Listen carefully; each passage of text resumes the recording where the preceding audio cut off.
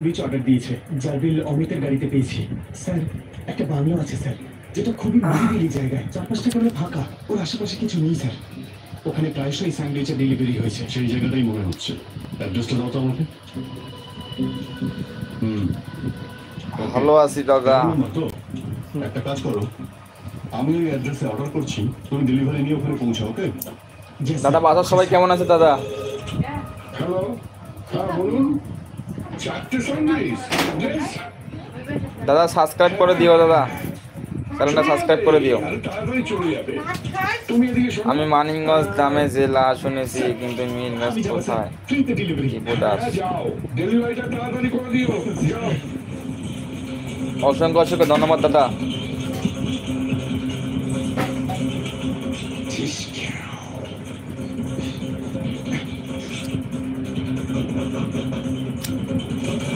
জেনে নেবো আপনার বাসা কে কে আছে, আর বাসার সবাই কেমন আছে। গুড মর্নিং স্যার, আমি স্যান্ডউইচ এনেছি আপনার জন্য। আপনারা অর্ডার দিয়েছিলেন না? আমরা তো কোনো স্যান্ডউইচ অর্ডার দিইনি। আরে তাহলে অন্য কেউ অর্ডার দিয়েছে মনে হয়। বললাম তো কেউ অর্ডার দেয়নি। যাও এখান থেকে। ভাইয়া বিয়ে করেছেন? হ্যাঁ বিয়ে করছি,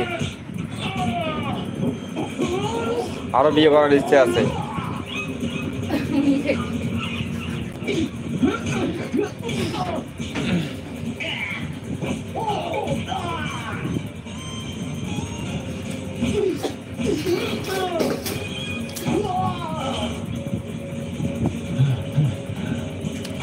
সাবস্ক্রাইব করে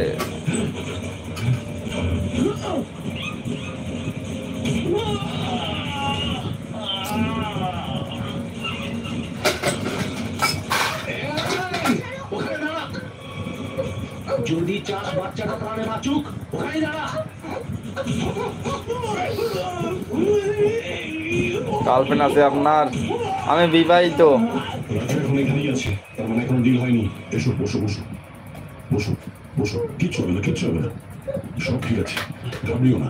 এসবের পিছনে কি আছে? আমি কিছু জানি না, আমাকে যা করতে বলা হয় আমি তাই করি।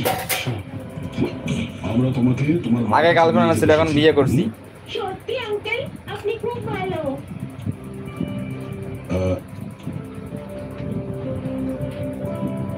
আচ্ছা বাবু, তোমাকে একটা কথা জিজ্ঞাসা করি।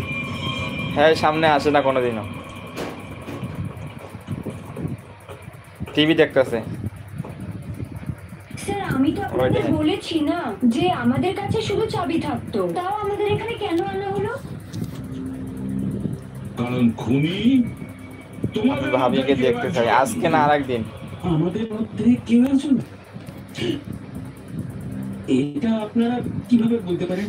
কারণ এখানে যতজন আছে সবার কাছে বিশালকে মারার জন্য থ্যাঙ্কস দাদা, থ্যাঙ্কস, অসংখ্য অসংখ্য ধন্যবাদ দাদা। মীমাংসা দেবী, তাহলে 1 মিনিট লাইনে থাকো, আমি তোমার ভাবির দেখাই যাচ্ছি। 1 মিনিট। না না না না, আমার কাছে কোনো কারণ নেই। ও তো শুধু আমাকে ডিভোর্স দিতে চাইছিল, আর আমি ওর আসল চেহারাটা সবার সামনে আনতে চেয়েছিলাম। আচ্ছা আচ্ছা আচ্ছা, আর সেই জন্য তুমি প্রমাণ জোগাড় করছিলে বিশালের বিরুদ্ধে। ওর থেকে টাকা হাতাতে চেয়েছিলে, তাই তো?